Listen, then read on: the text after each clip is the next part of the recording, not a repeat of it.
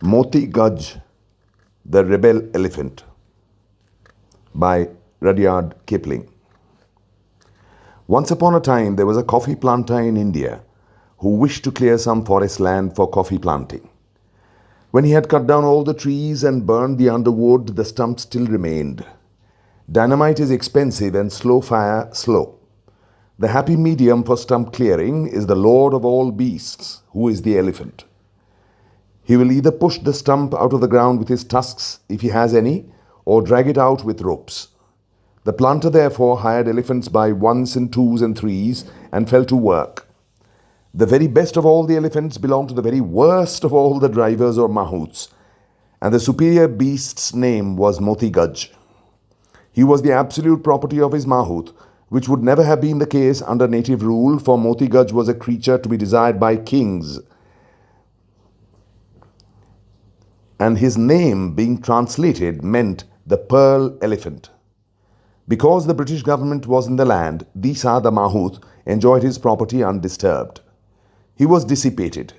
When he had made much money through the strength of his elephant, he would get extremely drunk and give Moti Guj a beating with a tent peg over the tender nails of the 4 feet. Moti Guj never trampled the life out of Disa on these occasions, for he knew that after the beating was over, Disa would embrace his trunk and weep and call him his love and his life and the liver of his soul and give him some liquor. Moti Guj was very fond of liquor, arak for choice, though he would drink palm tree toddy if nothing better offered.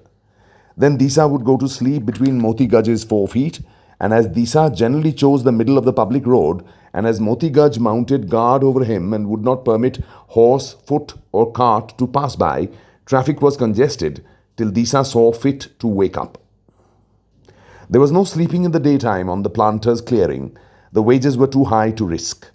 Disa sat on Moti Guj's neck and gave him orders while Moti Guj rooted up the stumps, for he owned a magnificent pair of tusks, or pulled at the end of a rope, for he had a magnificent pair of shoulders, while Disa kicked him behind the ears and said he was the king of elephants.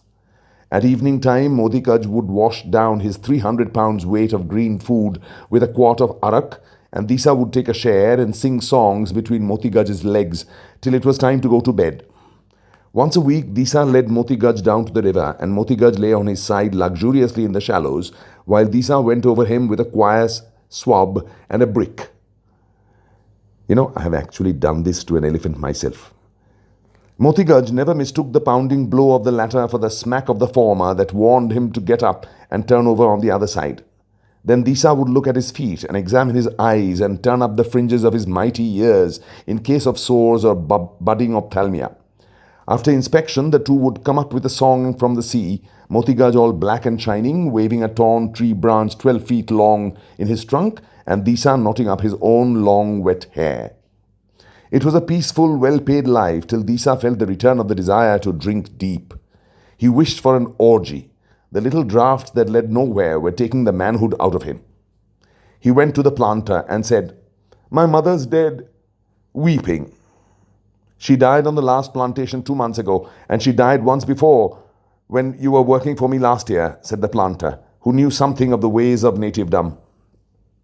"Then it's my aunt, and she was just the same as a mother to me," said Disa, weeping more than ever. "She has left 18 small children entirely without bread, and it is I who must fill their little stomachs," said Disa, beating his head on the floor.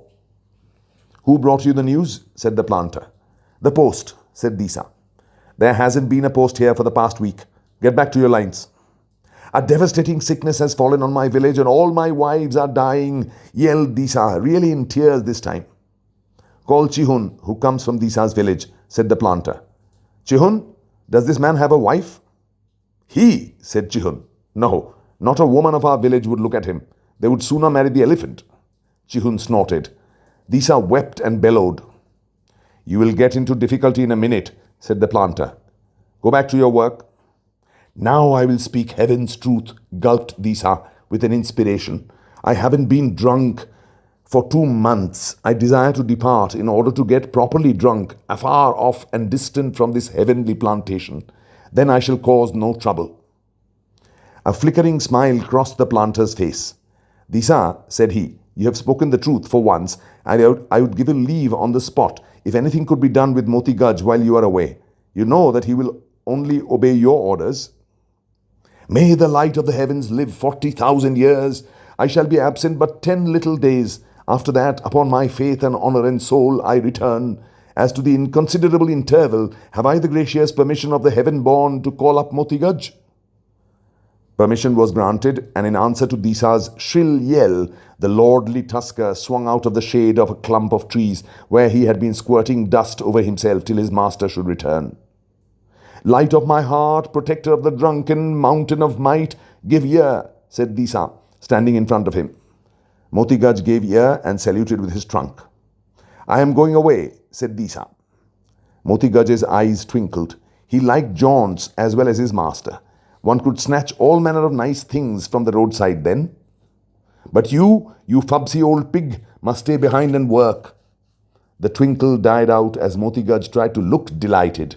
He hated stump hauling on the plantation. It hurt his teeth. I shall be gone for 10 days. O delectable one, hold up your near forefoot, and I will impress the fact upon it, warty toad of a dried mud puddle. Disa took a tent peg and banged Moti Guj 10 times on the nails. Moti Guj grunted and shuffled from foot to foot. 10 days, said Disa. You must work and haul and root trees, as Chihun here shall order you. Take up Chihun and set him up on your neck. Moti Guj curled the tip of his trunk. Chihun put his foot there and was swung onto the neck. Disa handed Chihun the heavy ankus, the iron elephant goad. Chihun thumped Moti Guj's bald head as a pavior thumps a curbstone. Moti Guj trumpeted. Be still, hog of the backwoods. Chihun's your mahout for 10 days. And now bid me goodbye, beast after my own heart, O my lord, my king, jewel of all created elephants, lily of the herd, preserve your honoured health, be virtuous. Adieu. Moti Guj lapped his trunk round Disa and swung him into the air twice. That was his way of bidding the man goodbye. He'll work now, said Disa to the planter. Have I leave to go? The planter nodded, and Disa dived into the woods. Moti Guj went back to haul stumps. Chihun was very kind to him, but he felt unhappy and forlorn notwithstanding. Chihun gave him balls of spices and tickled him under the chin, and Chihun's little baby cooed to him after work was over, and Chihun's wife called him a darling. But Moti Guj was a bachelor by instinct, as Disa was. He did not understand the domestic emotions. He wanted the light of his universe back again, the drink and the drunken slumber, the savage beatings and the savage caresses. Nonetheless, he worked well, and the planter wondered. Disa had vagabonded along the roads till he met a marriage procession of his own caste, and, drinking, dancing and tippling, had drifted past all knowledge of the lapse of time. The morning of the 11th day dawned, and then returned no Disa. Moti Guj was loosed from his ropes for the daily stint. He swung clear, looked round, shrugged his shoulders, and began to walk away as one having business elsewhere. Hi! Ho! Come back, you! Shouted Chihun. Come back and put me on your neck, misborn mountain! Return, splendor of the hillsides! Adornment of all India! Heave to, or I'll bang every toe of your fat forefeet! Moti Guj gurgled gently, but did not obey. Chihun ran after him with a rope and caught him up. Moti Guj put his ears forward, and Chihun knew what that meant, though he tried to carry it off with high words. None of your nonsense with me, said he. To your pickets, devil's son! Rump! Said Moti Guj, and that was all. That and the 4 bent ears. Moti Guj put his hand in his pockets, chewed a branch for a toothpick, and strolled about the clearing, making jest of the other elephants who had just set to work. Chihun reported the state of affairs to the planter, who came out with a dog whip and cracked it furiously.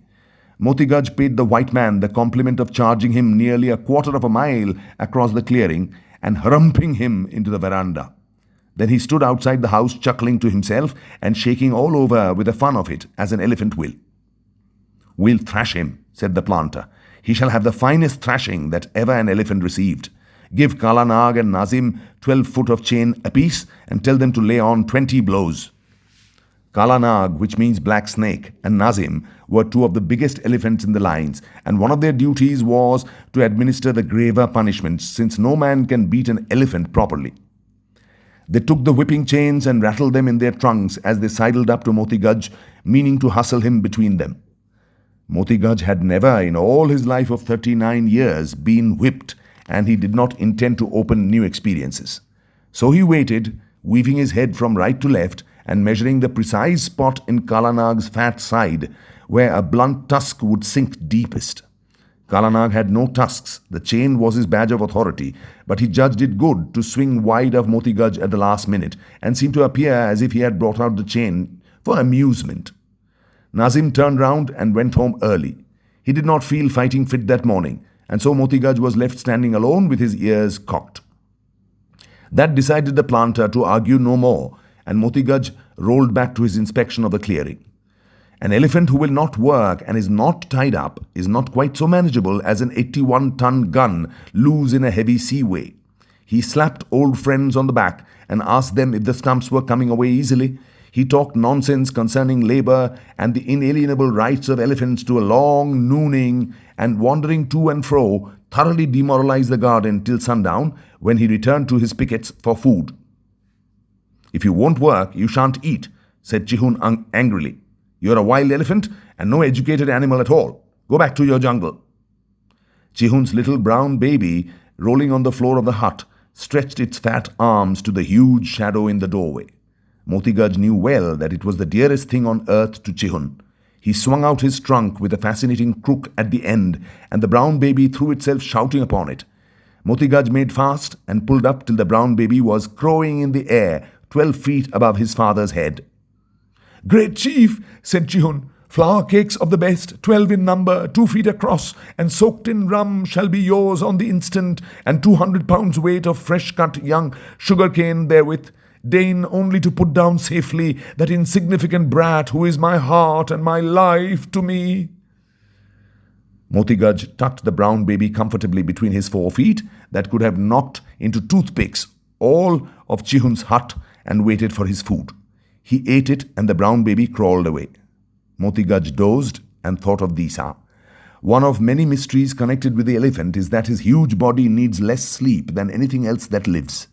4 or 5 hours in the night suffice. 2 just before midnight, lying down on one side, 2 just after 1 o'clock, lying down on the other. The rest of the silent hours are filled with eating and fidgeting and long, grumbling soliloquies. At midnight, therefore, Moti Guj strode out of his pickets, for a thought had come to him that Disa might be lying drunk somewhere in the dark forest, with none to look after him. So all that night he chased through the undergrowth, blowing and trumpeting and shaking his ears. He went down to the river and blared across the shallows where Disa used to wash him, but there was no answer. He could not find Disa, but he disturbed all the elephants in the lines and nearly frightened to death some gypsies in the woods. At dawn, Disa returned to the plantation. He had been very drunk indeed, and he expected to fall into trouble for outstaying his leave. He drew a long breath when he saw that the bungalow and the plantation were still uninjured, for he knew something of Moti Guj's temper and reported himself with many lies and salams. Moti Guj had gone to his pickets for breakfast. His night exercise had made him hungry.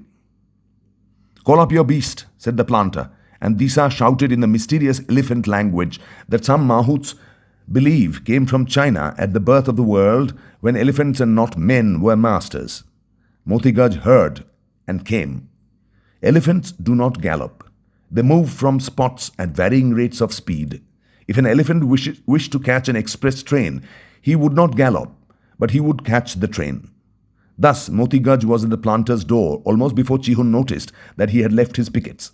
He fell into Disa's arms, trumpeting with joy, and man and beast wept and slobbered over each other and handled each other from head to heel to see that no harm had befallen. "Now we will get to work," said Disa. "Lift me up, my son and my joy."